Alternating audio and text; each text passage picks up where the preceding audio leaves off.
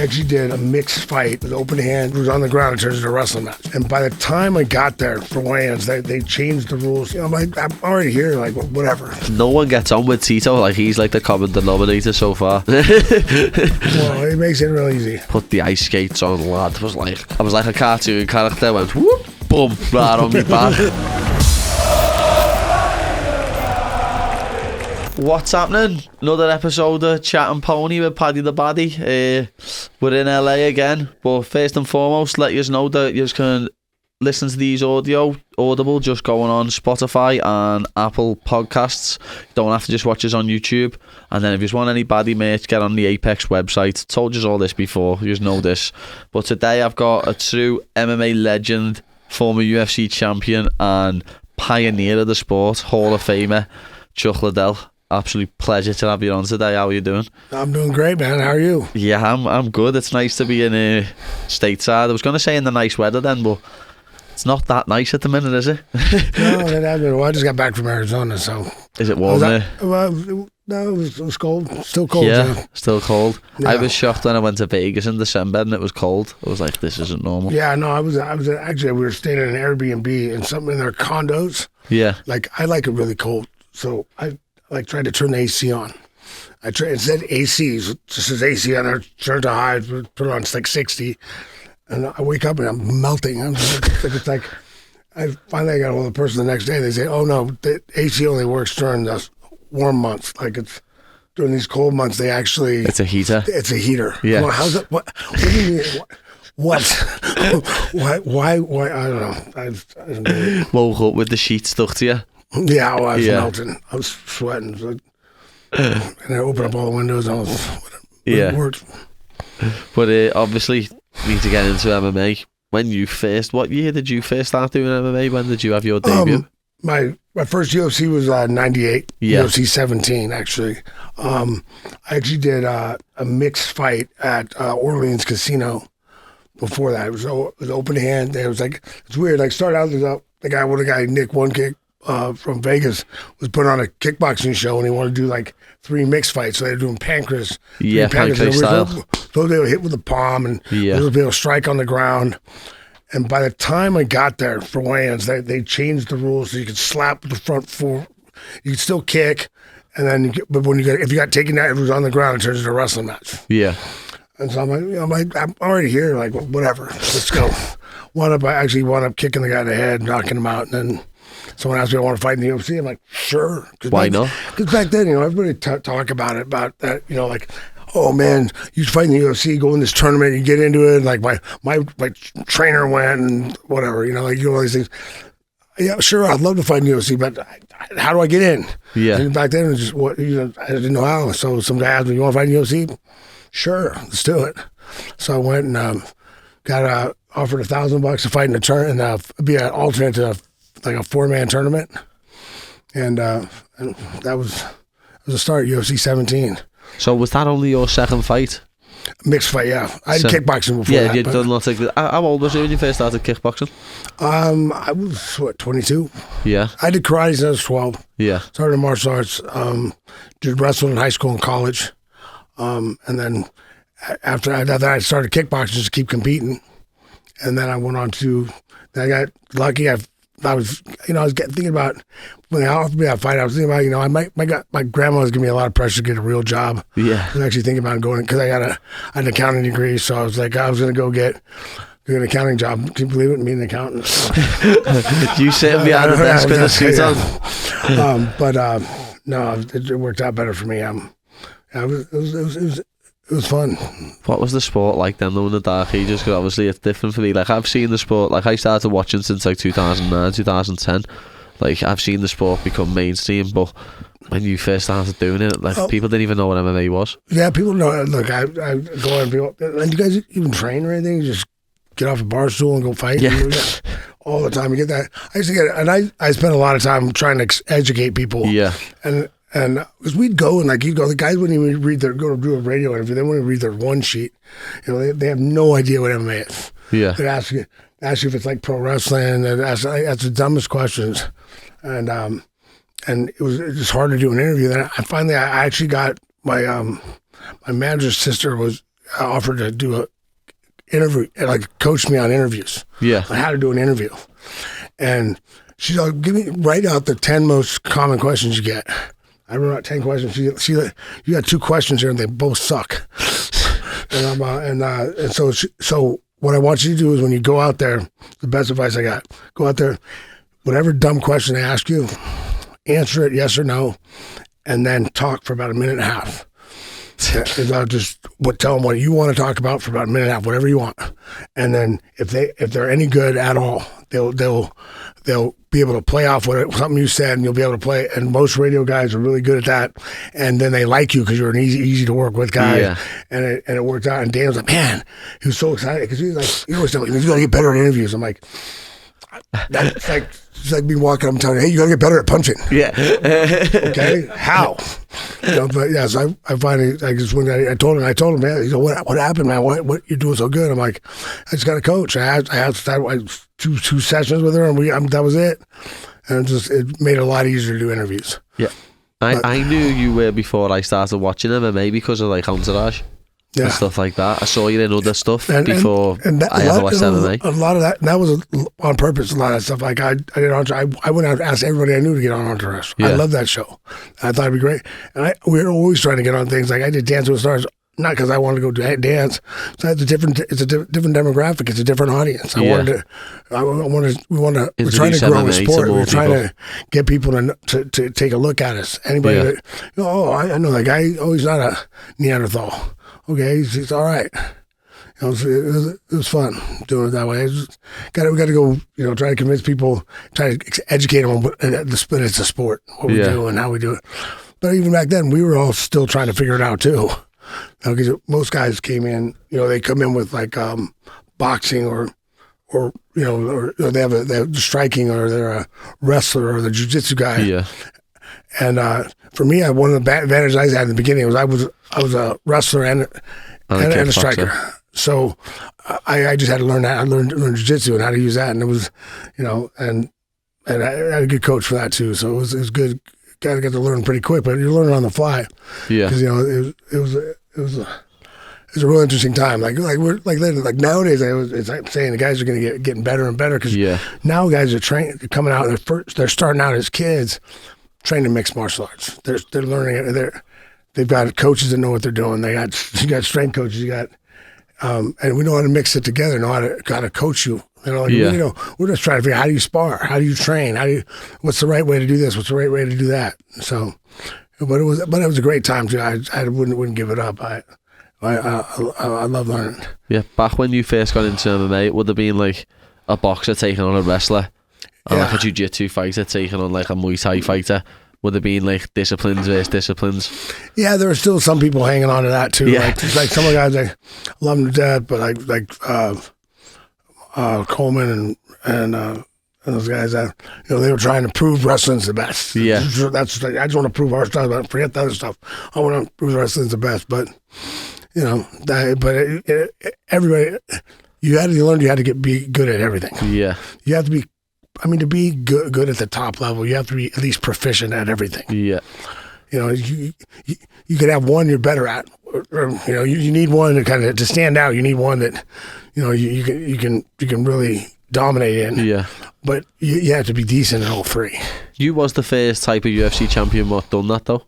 Like, you could wrestle and you used it to defensively wrestle to stay on your feet and to strike, you know what I mean? And even if you went on the floor, you had jiu-jitsu to back it up and get yourself back to your feet. Like, you was probably the first UFC champion out of them all to have that.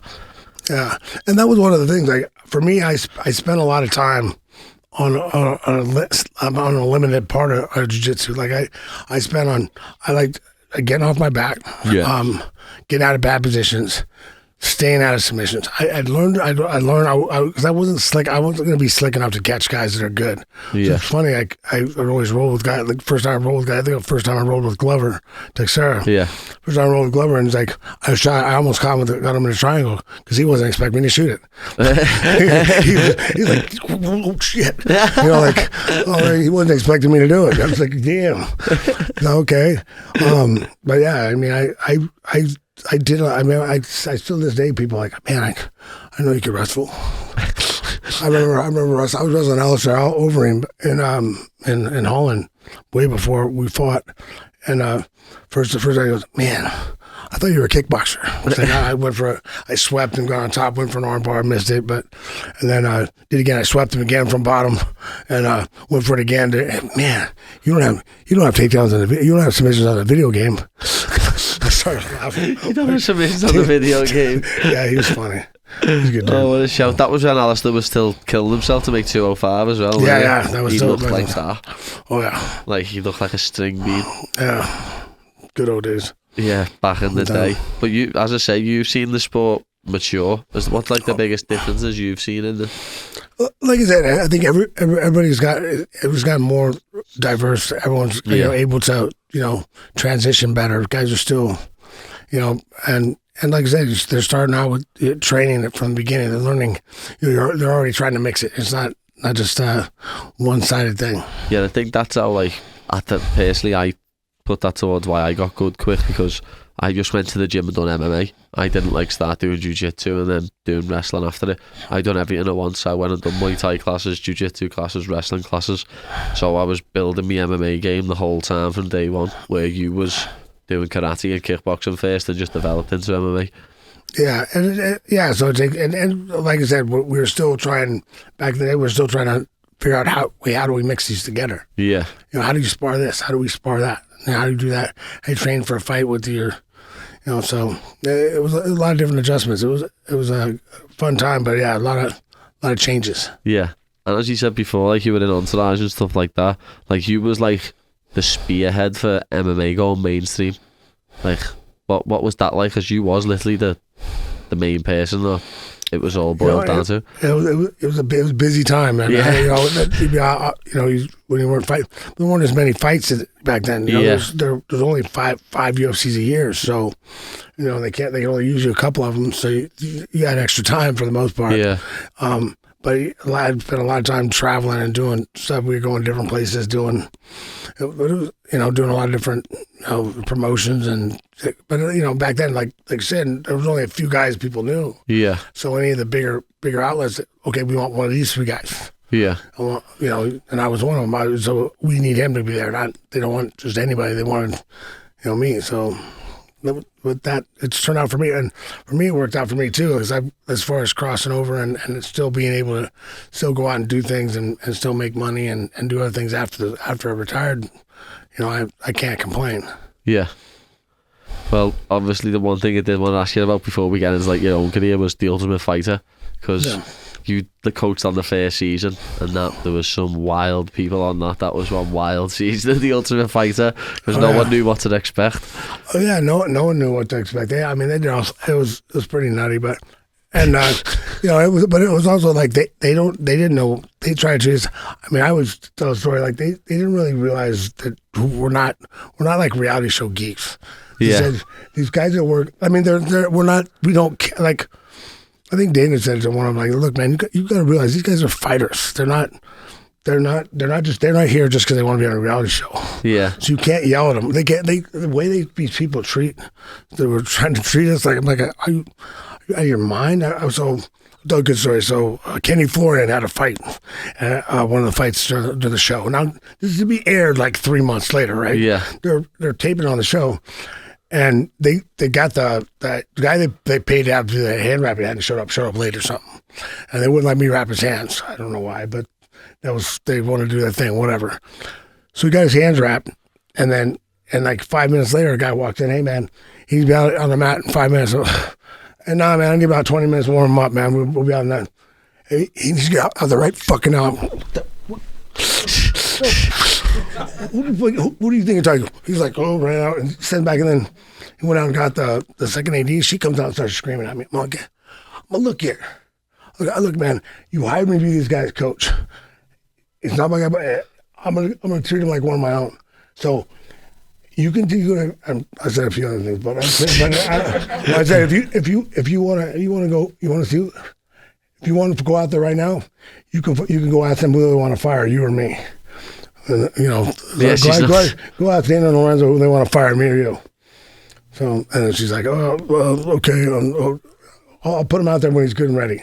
But you know, we talked after, and I'm like, look, I get it. We're trying to make a show. Yeah. You do that. That's what you do well. You brought me in to be a guy's coach. I'm coach number one. I'm gonna take care of them, make sure they're okay. After that, you know, they didn't know anything. They wanted us to train them 60 days straight, hard, 2 times a day, 60 days straight, while they're fighting. Yeah, they're having fights. I'm like, dude, I can't make these guys are gonna fall apart. Yeah, my buster. So we had to kind of finesse it a little bit, and that was back when they were doing the games. I thought the games was kind of fun. Yeah, the games were kind of fun. They're kind of fun though. They were killing people. They were. I mean, that's beating people up. And then I was actually the one guy got voted off. That they decided after the first fight, no, we're not going to vote anybody because they're going to have a guy fight to get off, and then vote it out. Go back and forth. They only did it once, and actually the one guy that got. I was glad he didn't fight. He wasn't on that level with the other guys. He was going to get beat up. That Jason Thacker. Yeah. Was he was. Yeah, he wasn't. I don't know. He didn't need to fight any of those guys. No, he ended up coming back for the finale. Didn't need to fight Chris Leben. And Chris Leben knocked him out in the first round. Yeah, it was enough. Yeah. Don't think he ever fought again either. Yeah, I don't think. The mad thing about that first season, they all turned up and didn't know they were going to fight, didn't they? What? They were all shocked when they got told they were going to fight. They were like, what do you mean we're going to fight? We're going to fight for free. Yeah. And then Dana had to shout at them all. Yeah. Dana had to say, what do you mean? You're meant to be fighters, you come to fight. Yeah, like, you guys didn't think you were going to fight here? What would you think you were going to do here? Come here and train for train and do challenges. Yeah. Yeah, no, that was interesting. It was fun with those guys. I mean, I think they said I held the record for. I still hold the record for the most broken rules. I don't listen. I'm not good at doing what I'm told. So the good thing about that season as well, so many of them fighters actually went on to be in the UFC because it was the first ever season. So the talent in that season was probably the best in any season you've ever done. Yeah. Well, the funny thing is you'd see like these guys wanted to be on it so bad. Yeah. Like most of those guys that were fighting at 185s fought in like. Later on at like 45s. We went down to 45s or 55s at the most. And then like some of the couple of 205 pounds were 170s. Yeah. You know, it's like, you know, so yeah, there's some tough guys out there though. Yeah, a lot of guys did well. There was. Like, what was it like being there live at that Forrest Griffin vs. Stephan Bonner fight? Oh, that was awesome, man. Yeah. And that was one of those things. We finally got our free fight on TV. Yeah. And to have a fight like that was amazing. You know, those guys just went at it back and forth. That was pretty awesome. Yeah. Special nights off. Saved the sport and you was a part of it. Yeah, that was great. I mean, I'm telling you, from the difference between before that show and after the show finished airing, and I won the title a week later. I mean, I went from being able to walk in a room and go, okay, that guy knows who I am, and that guy knows who I am, and that guy maybe. Yeah. You know, so walking down, I had 60-year-old ladies, hey, great fight the other night. It was just weird. Strange. It was that fast. Yeah. It was just crazy. So is that what it was like the fame and that was just overnight for you? Oh, yeah, for sure. It was all of a sudden, everyone knew who I was. It was cool. It was fun. I didn't mind. I don't mind. I mean, I you know, everyone has. How do you deal with all the people calling up to you all the time? And I'm like, you know, I tell you, I got paid a lot of money to do what I love for a living. Fans are the reason why, and you know, most of our fans are so good too. I've only had a few like crazy. You know, yeah, you get the odd idiots every now and then, don't you? Every once in a while, you guys forget time and a place, or they just get rude about it. And you're like, yeah. You know, man, I asked you to wait a couple minutes. I'm talking to my kid. Like, yeah. You know, what kind of asshole are you? You know, like, I mean, I'm the bad guy. Like I didn't even say no. I'm talking to somebody. I'm doing something. Yeah, you know? That's the worst when people interrupt or when you're eating. People come over and ask for a picture, and you're like, "Come on, man, just wait till I'm done." And I'm more like if I'm by myself, fine. I don't even bother me when I'm by myself. But I'm there with people. They get bored. They get upset. Like, man, can you stop? Like, and the problem is too. Like, if you take one picture, you've got to take loads. Five people are watching that person go over and ask you, and they're like, "Yeah, is he gonna say yes?" If you say yes, it says yes. They all walk over. Yeah. Like my fiance hates it where people like they'll ask me for a picture and they'll be polite and I'll say yeah, and then they'll just go to her with the phone My word, I hate that. I hate that. No, they don't even. It's not, I do this. Hey, can I get a picture? Yeah, can I get a picture? And they're like that all on the phone. My wife was my ex, but my wife, I'm like, well, what the hell is wrong with you? Just the one thing that's gonna get me to say no. Yeah. like I mean, she's handled like she's your servant. Like, yeah, like she doesn't work for me. You know what I'm doing. So you know, she doesn't work for me. Yeah. And by the way, if you asked her politely, she'd be more than happy to take the picture. Yeah. She might even offer if you're doing a selfie. Yeah. Let me get you. Let me take that for you. It's okay, but don't just hand it to her. Exactly. Don't just stick something in someone's face and expect I got some of my friends are even different. Like some of my buddies, people do that too. They go, "Oh, yeah, no problem." They just turn it around and take a picture of themselves. Take a selfie. Take a selfie and hand it back to them. That's so funny. I'm like, okay. Bert was saying that before. He said his daughter, someone done that to his daughter, and his daughter just pretended to take a picture. Didn't even take one, just pretended to take it, and then, there you go. And walked away. That's funny. But obviously, like your UFC career, you fought the who's who of a light heavyweight. Like, it's ridiculous all the names that you've fought. But like, who's like your favourite fight looking back?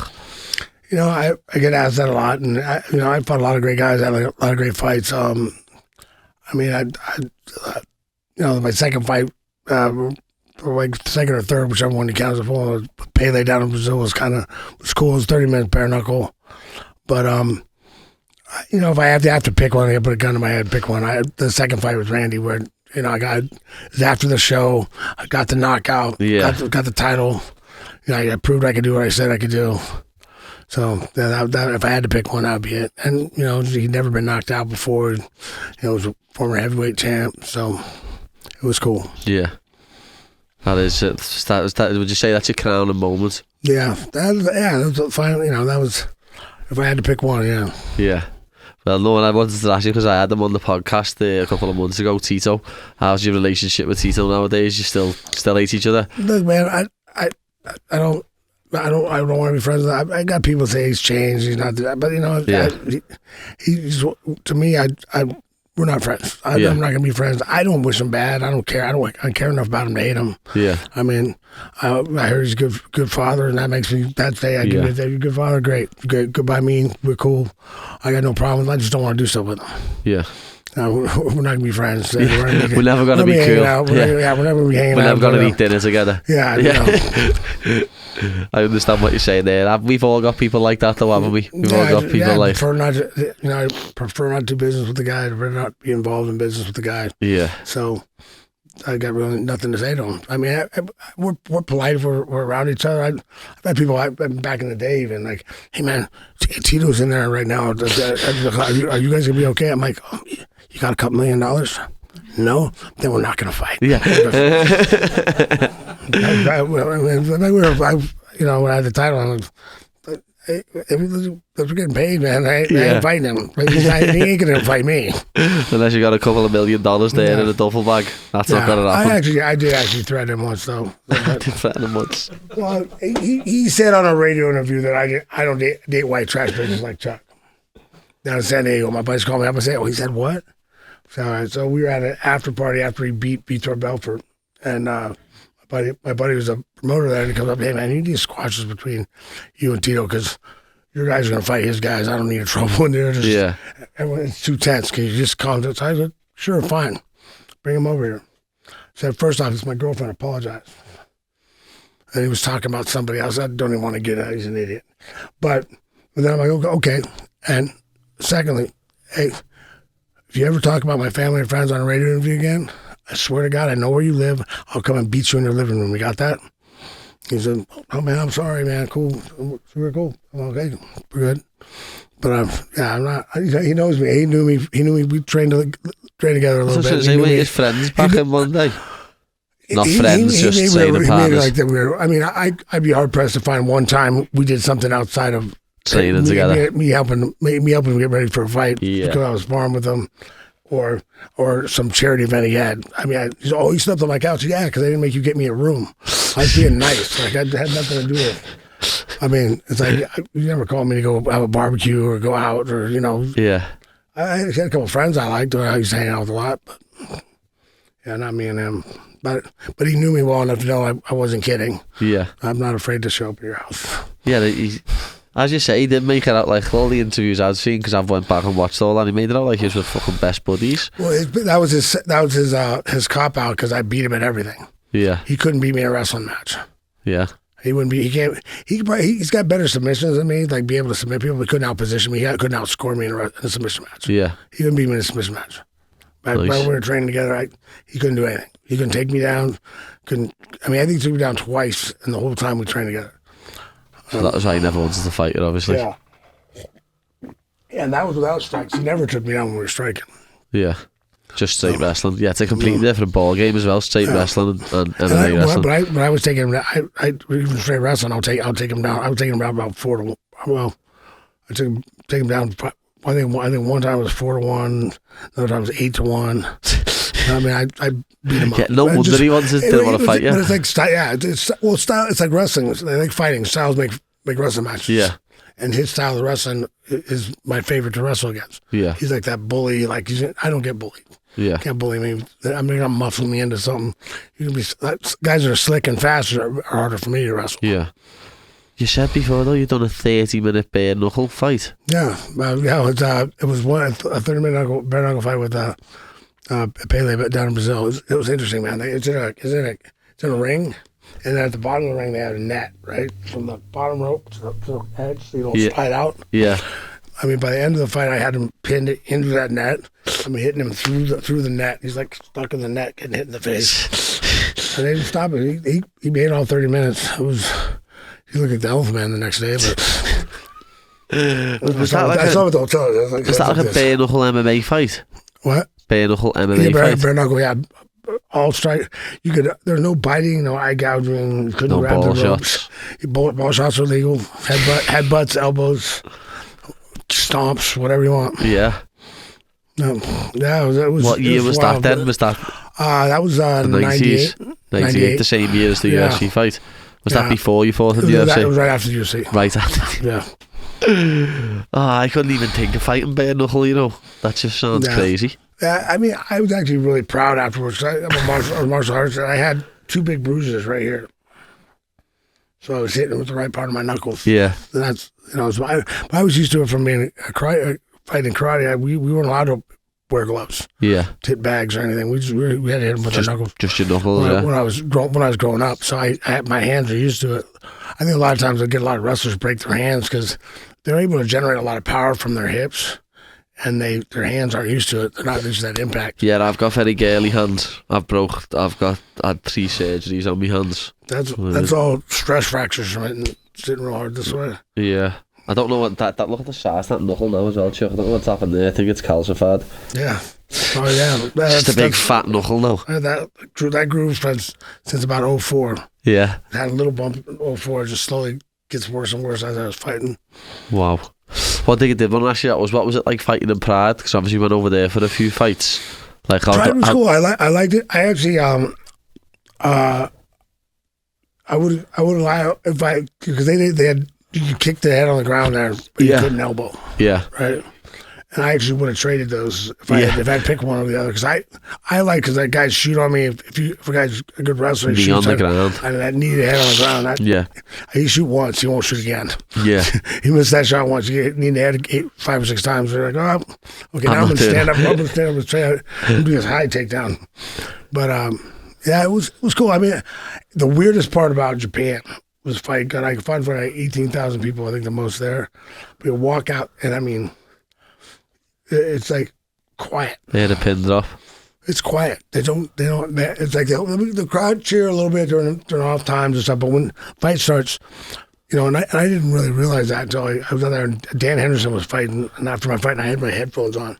I'm out there screaming from the thing. My brother's tapping me, hey. They go, kill him. I'm cussing him, and my brother's like, hey, take your headphones off. Oh, shit. You can hear me down there. You could hear. I mean, you could talk to your corner. It's that quiet. But the Japanese fans are educated too. Like, you pass cigar, though, you go, ooh. Yeah. and then quiet again. It's just, I mean, yeah, some noise because there's some Yeah, a few random people that can't help themselves. There's a few people that aren't. There's some foreigners there that are watching the fights, but the regular crowd just they're real quiet. It's a weird, really kind of strange thing, and like walking around down there too because it was on free TV out there. I guess. Yeah. Or walking around, if I stop and take pictures of people, you'd be in a crowd of people, right? But as soon as you started walking away to leave, and they realize that you don't want to do it anymore, they stop. Okay. They've stopped. Or I have guys follow me for like 3 blocks, just standing like this. They won't even say anything, just staring at me. Finally, you're like, you want a picture? Yeah. You're like, okay. Very polite. Very polite. Yeah. Like, I'd love to fight them rules, to be honest. I've always said I'd love to fight Prague rules. I'd love to be able to knee and kick on the ground. That would be great. I'd like to keep the elbows in as well, though. Yeah, well, you can thank Gan McGee. Yeah. If you want, for why we don't have knees down on the ground in MMA. Because the first sanctioned one in New Jersey, the first sanctioned fight in New Jersey, they still had the knees to head on the ground because originally the UFC rules allowed that. Yeah. Gan McGee was one of my fighters. He's 6'10", fought for a title at one point, but he's 6'10", 300-pound wrestler. He had a guy, this Canadian guy, he was kneeing man about 8 or 10 times, and he used to pull his knee way up in the air and just drop it down. And Larry Hazard was there going, I don't know, afterwards I was walking out with him, he's like, I don't know about those knees to hit on the ground. I don't know about those knees to hit on the ground. He kept saying, and the next fight, they're gone. So I was blaming Gan to give him a hard time all the time. That would have helped your game a lot. Yeah, I mean, damn, you got those taken away from us, man. Because he made him look ugly, man. Yeah, when someone's that tall, they can get a lot of leverage. And it was the first fight. I mean, if it made it through a few fights, it would have been okay. It's just normalized as staying in as the original, but it was what it was. Yeah, I understand like stomps and kicks not being allowed on the floor. Yeah, but as you say, knees in that position, it stops the wrestler from just holding on, doesn't it? Where wrestlers will hold on that position, if you get a knee in the head, you're not just going to sit there holding on you. Right. Exactly. It deters, and if they get caught there once or twice, it deters them from taking that shot. Yeah.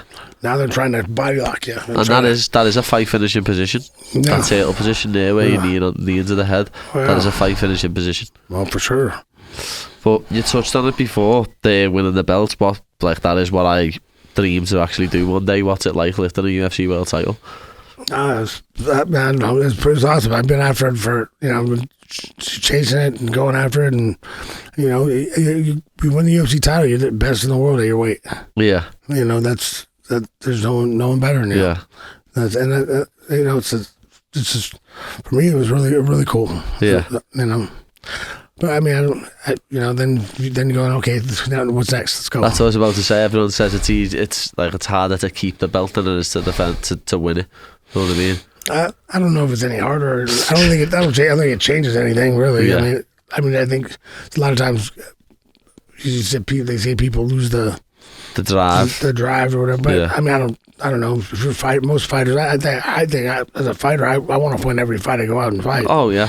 I want to win every time I go out there. I don't care what it's over. I don't care if we're fighting over who's better in the backyard or I'm fighting for a world title. I want to win that fight. I think that's why we are what we are, why we're fighters, because we are so competitive. If I have a game of Snap playing cards, I want to win. I don't care what we're doing. I want to win. I was real bad when I was a kid. I've gotten like a little bit more okay with stuff that's, but I'm still. I'm still terrible. I'm still terrible. Like, are you really cheating at cards with your kids? It's not really. I'm not cheating. It's a little. Yeah. I'm with you on that. I don't want to lose in anything. Like, I'll be playing video games and I'll just scream at the telly when the other person scores and she's fuming. Fucking shut up! But hate losing. Yeah. Well, I think it helps us though, doesn't it? Yeah, it helps the competitive streak. Yeah, I mean I hate losing. That's part of being a winner. That's part of it. You can't get comfortable with losing. Yeah, you can't. Otherwise, you're in the wrong game. Obviously, your career's over now. You've retired. What was it like making that decision to actually retire? Well, that was a tough one. It's really hard. Like I try to explain it to people a lot of times. Like you think about it, I was what, almost 40 when I decided to retire. I was 40 when I decided, close to 40 when I decided to retire. And I've been getting ready for a sport for the last 30 years. Yeah. I had something coming up, something driving me, something, that I keep working, keep doing stuff, and then all of a sudden you don't have to do anything. There's no driving force. I had a lot of opportunities, a lot of different things, and I did a lot of different things I could do, but you're just kind of a little lost. It's a little weird spot to be in for a lot of people. So you still got a lot of things to do, but you gotta find something that drives you for a while. Yeah. Something to get motivated, get you motivated, get you excited, and you got to keep doing stuff. It's one of those things you just can't just stop.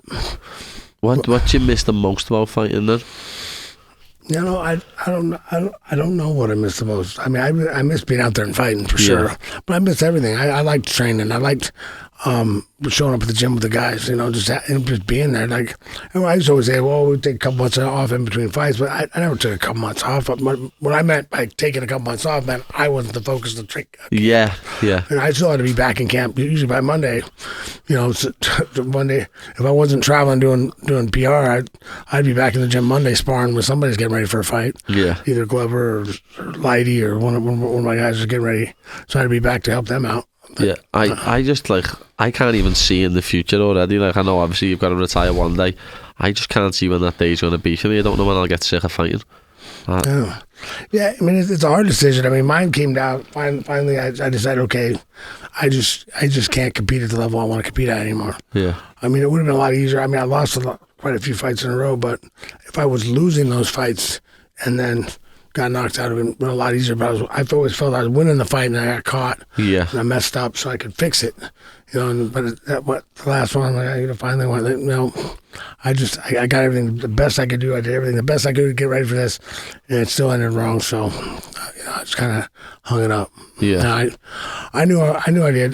Dana talks about it too. It's funny. I think Dana says he made me retire, but we had a meeting, and in all intents, he did intend on telling me he was going to let me go. Yeah. And it's gonna, if you want, I'm not going to fight you anymore.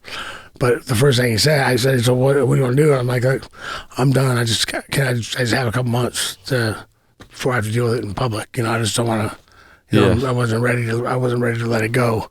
And he's like, yeah, sure. Oh, thank God. I was coming here to tell you I'm not going to fight you anymore. Just please stop.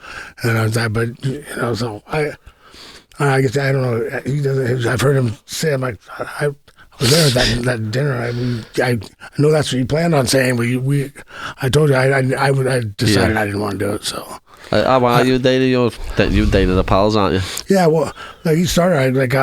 He was my manager. Your manager, yeah. That's how he got into the sport. Really, yeah. He was actually mine and Tito's manager. Yeah, it's funny. So no one gets on with Tito. Like, he's like the common denominator so far. Know what I mean? Well, it makes it real easy. Yeah, it does. Like, if Dana says it and you say it. But he was cool with me. Know what I mean? When I spoke to him, he was cool with me. So, well, like I said, there's a lot of people I hear nowadays that deal with him now. He's been cool to him. And I hear he talks okay. He talks okay about me. Yeah. He doesn't say much. And like I said, I don't wish him well. Maybe if he's changed and everything's perfect, that's great. But I'm one of those people. Once you burn that bridge with me, we're done. That's done. It's a wrap. We're good. I'm cool. You be you. Have fun. I'm not taking a risk. Screw me once, shame on. Yeah, I know what you mean. Screw me twice, shame on me. Shame on me. Exactly. Yeah, so. But as you mentioned before as well, you went on Dancing with the Stars. We have that in UK, but it's called Strictly Come Dancing, so it's the same show. Yeah. But we've never had any fighters go on that, in the UK. What was that like? Oh, it was cool. It was all right. I think Michael Irvin put it the best when he was talking about it. He's like, I'm used to telling, I'm an athlete. I'm used to telling my body what to do, and it just does it. Yeah. And with dancing, it's not the same. You got to remember though too, if the basic position is, I've been taught my whole life never to be in. Yeah, to be in. If I'm ever in that position, I'm screwed. Yeah, I'm doing it wrong. You're over. It's over. If you ever get to here, you're wrong. So that's my basic position. And like, so when you get behind on a step, you want to get an athletic positioning and move fast to get to where you got to be, right? And she's like, and my dad's like, look, you got to understand, when you get in that position, now I got to travel 4 times as far. So now I got to sprint to get over there. So you can't do that. You got to stay back, So, and then being big too, it's really tough because they like a lot of the girls on those shows, they back lead you. Like instead of the guy leading, the girls kind of lead you because they're the dancer and they know what they're doing. So they got to guide you. Yeah.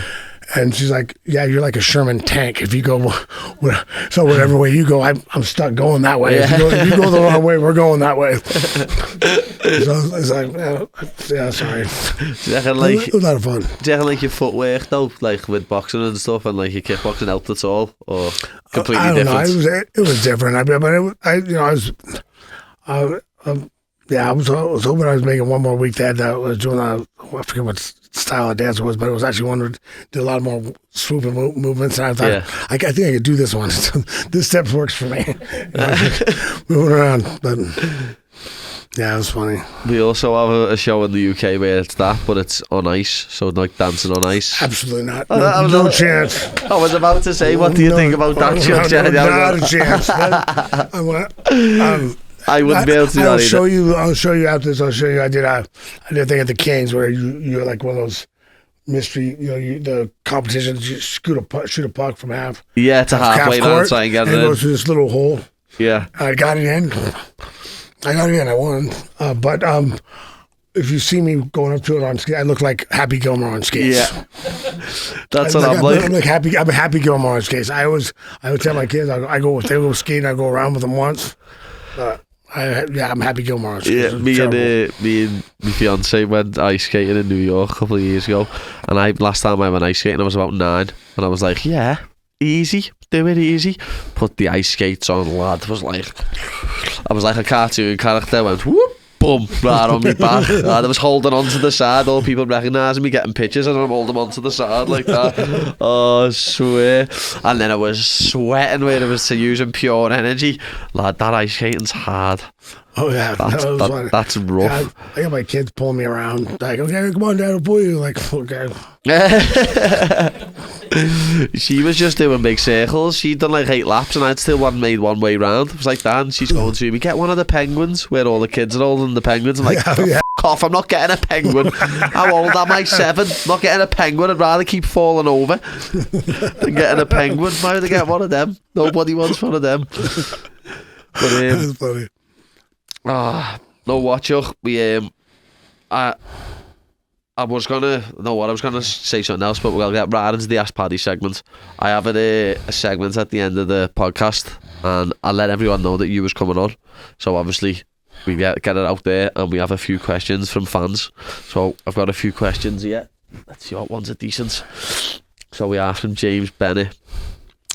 Would be interested to hear how Chuck's diet while he was in the UFC. Yeah, I'd be interested to hear that as well, because obviously the game's evolved. So yeah, when I was at the end of my career, a lot of times I dieted right down. I had my weight down. I've been fought at 205 for my whole career. So yeah, I diet down to my weight, and I get about 10 pounds over and a cut for that. So I actually had a guy come in, cook my meals. I had 6. I made it real simple. I had 6 boxes, and they had to eat at this time, eat at that time, and I just eat the 6 boxes. That's it. That's it. And we move it around for just depending on what weight, how much you want me to lose, how many calories you want me. Yeah. And kind of roller coaster the calories a little bit, so it didn't get. I don't even know if that works or not. I really don't, but it worked for me. Like I got my weight down and dieted down. I was always close to my weight when I needed to. So, but yeah, it was healthy. But really, if you like get a 700 calorie meal, that's made really clean and healthy, it's really not that. It's really a lot of food. Yeah. It's not that. It's not always that easy to eat that much. Yeah, if it's just like chicken and vegetables, it's a big plate, isn't it? Yeah, and when we were doing what was it, 30-30-40, like split 30% protein, 30% fat, and 40% carbs. Yeah. And you'd be surprised at how small that portion of carbs is. Oh, yeah. If it's 40% of what your diet is, those portions of carbs are very small. Yeah. So, yeah. Yeah, next question from Larry Sellers. The sport has become much more professional over the years. From Chuck's era, whose game would have been enhanced by that, and whose game would have been hindered? By? Like how the game's enhanced. You know what I mean? It's become much more professional. Like, do you reckon whose game would be more enhanced by it and whose game would be hindered? By it becoming more professional? Yeah, I know, it doesn't really... I'm not sure. Well, I mean... Well, it's like a guy like what players from... like Coleman, say Coleman, when he took away headbutts. Yeah. That really hurt him. Yeah. He's got great takedowns. He'd get on top of people and he was just headbutt them. Headbutt the hell out of him. It was brutal. But but certain guys, yeah. So, I mean, there's certain guys that would benefit, right? I mean, some of the strikers just have benefit for having less room. Yeah. But you change, there's little rules you can change to make different styles do better, I guess. But yeah, I'm not. Yeah, I've got a question for you. How does it feel when like people come up to you and say like, I started MMA because of you? You know what I mean? That's one of the cool. That's one of the best things, isn't it? A lot of guys. I've had quite a few guys come up and say that, and it's pretty awesome. Yeah. And just even like some guys that are fighting now, and some guys that are, other guys that are just regular people. Just train. Yeah. And I started training because that's cool. Yeah. Makes you feel good. Hey man, you saved my life. You changed it. I don't know how I did it. I'm happy I did. Yeah. And then that makes me feel good. I mean, but yeah, if I had a positive effect in your life, that's awesome. Yeah. Great. As I always say, it's nice to be nice. But from Dark Hero 732, hi Paddy and Chuck. Could you please ask Chuck if he could do it all over again? What advice would he give himself if he was fighting at the moment? I would, I think for a little while I got away from what made me really good, and that was being a real complete fighter. Yeah. So I just kind of got listening to my own stuff and I just want to knock him out. I like knocking him out. I'm just standing here and not fight. Yeah. Because I think I got away from a little bit of just mixing it up, and I didn't shoot much. And because I just need to do that, keep people honest. I was a good wrestler. Yeah. And I just got good ground control. I had good stuff. And I mean, if you're not careful, I can catch you in something. But like that, just keep people honest. Because that guy keeps guys. I used to tell me when you fight a guy it's like when you watch Cain Velasquez when he fought JD Diaz, just non-stop. When he came out the first time, he went out there and tried to kickbox with him. And got caught with that big overhand. Got caught because he was trying.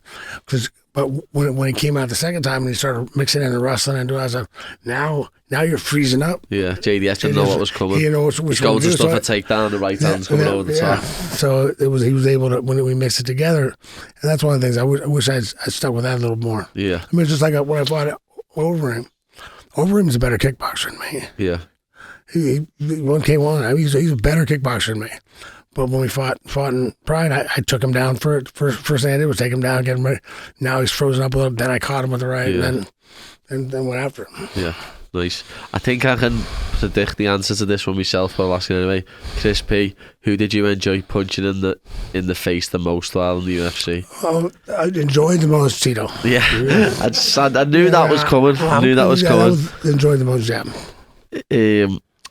From Eastwood 2992, ask Chuck how he feels about CTE and the dangers of consciousness with fighting. Consciousness. Concussions. Fucking I've just read that. Completely wrong. I mean, the thing is, I think when you're looking at that, I mean, our sport and boxing and those I've always been ahead of that compared to we're talking about football because the problem you run into with a lot of injuries with football too is like you get I go out and I get hurt. Okay, I get suspended. If I get knocked out, I get suspended for until I can get either cleared or whatever, like 90 days or whatever. And then So we've always had that time to heal, but you know, like football, the problem is the guys get knocked out. They usually get knocked out, and they're back in the next play. They just besides smelling salts to get back out there, you know, and it's that repetitive, you know, keep it makes it worse and worse. Yeah. So we'll find out in years to come. I mean, but it is what it is. I mean, if you're going to play any sport, you've got to be aware of what you're risking. I mean, I've talked to a bunch of athletes about different stuff. I've heard it. Your body, hey, you make a choice when you want to be an athlete. Yeah, people, college athlete, you make a choice with your body. People in the UK are saying nowadays that we shouldn't let kids in football, well, soccer as you call it, shouldn't let kids head the ball. Yeah, because of that. Well, they say there's more concussions in soccer than there are in MMA than in football. Yeah. Crazy. I've heard that. Is an interesting one from Ovid Van Sichel. Does Chuck ever practice kata for exercise? I have in the past, and I still will go back every once in a while. I was original hardstyle karate was my first style was a Koikan. I still go back and just similar to Shotokan. Yeah, a lot of katas, and I still go. If I run into those guys are doing it, I'll try to remember them. I'll go out there and do it a little bit. I used to do it when I was young. It was for fun. Yeah. Yeah, from USADA, what a name, USADA7871. Ask him what it was like going over for the Prague Middleweight Grand Prix and how much different Prague was to UFC. It wasn't that much different. Wasn't different. You know, it's different. It's just, you get small rule changes, and you're in a ring, not a cage. Yeah. I mean, I came from kickboxing, so I kind of liked having a ring. I was used to it's easier to cut off the corners and ring. Stuff. Yeah. So a little easier to stop someone from circling, and I didn't need I wasn't planning on taking them rounds. So I didn't have to worry about them sliding out the bottom. Yeah. So only 2 more questions anyway. This one's from Heath Rogers. If you could pick a young blood who's an up-and-coming UFC contender to train, who would you pick, and preferably at what weight? I don't know. I'd pick. I'd probably guess you'd go for a light heavyweight, just because. Yeah, that's I'd light heavyweight or light heavyweight probably. Yeah. Yeah, any 185 or 205. Yeah, that's like around your weight. That's that's our style, similar to what we do. So yeah, I'd probably stay in my weight class. Yeah. Last one anyway from Christian H. Please ask Chuck if he thinks Chuck and his prime would be able to compete with today's current fighters, or has the sport evolved too much since then? You know, I just don't think I'd be able to compete. I would have evolved with the sport. I mean, I never stopped learning when I was doing it. Yeah. I mean, we keep getting. If I was able to stay in my age and just keep going, it'd be great. Yeah. But I life would be good. But that was one of the things. Like guys like me and Randy, or the guys that we evolved. We were always, and in the beginning when we were starting, you were evolving or you're dying. Yeah. You had to keep evolving fast because the sport was moving fast. Yeah. So, you know, I think I would have made the same adjustments. I mean, that's why I always people, dream fight, this one, that one, the styles. I was proficient in everything. You still get people out there think I don't know how to do jiu-jitsu. I mean, I've been doing jiu-jitsu since 97. You're probably a black belt, aren't you? I never got my black belt, but I've gone with my buddies' black belts, and like, I'm sweeping them. They're like, man, I didn't know you did jiu-jitsu. Like, I trained with your coach for. I started with your coach in '97. It's been a while. I've had a little practice, so I can still play this game. So. Oh, brilliant! One thing I did want to mention just before we finish as well, though, was you always said that Glover was going to end up being a light heavyweight champion of the world. Yeah. I was so happy to hear you saying that like 10, 15 years ago. Yeah. And you know, I think it would have happened a long time ago. If he could have got in the US. He went back. He was here, and when the UFC bought WEC, he couldn't fight. He just knocked out Sokoju. Yeah. And then they had to go back. They said, "Oh yeah, if you come back, we'll give you your green card." He went back and they said, "Nah, we're just kidding." See you later. He was stuck down there for 2 or 3 years. 3 years, maybe more. I don't know. Yeah, I was stuck down there for a while. I just couldn't get back, couldn't get up here to fight. And then I think it really kind of, that was I think that could have been his prime year. Yeah, and he nearly ended up retiring and stuff, and then coming back. Man, he did good. Yeah, he's another legend like yourself. Yeah, he's a beast, man. He's tough. Yeah. That last fight proved how tough he was. Know what I mean? Man, he's one of those guys like he just there's no quit in him. He's just a hard worker. He loves the fact that he's fighting his job. He's just he's a great dude. He's just so laid back, so funny. He's a good dude. Nice. But before we finish, Chuck, tell everyone where to find you and on your social medias and stuff like that. Just at Chuck Liddell on Instagram, Twitter, Chuck Liddell on Facebook. It's good. Just Chuck Liddell everywhere. At Chuck Liddell, it's easy to find. Yeah. Everyone knows how to spell that name. But thank you very much for your time, Chuck. Really appreciate you taking time. Actually, you have to spell it right, so it's Liddello. And sometimes when I do these gun shows, I end up at the bottom. If you spell it right, it'll be the last suggested thing on Instagram. You're sorry, man. I move you down to the bottom. Like you're thinking my name fully spelled. It's the last suggestion. Yeah, that's crazy. How's that happen? Well, yeah, thank you very much for your time today. Really appreciate it. Having a legend like yourself on is great. But that's another episode in the bag, people. Like, comment, subscribe, and as always, I'll see you next week.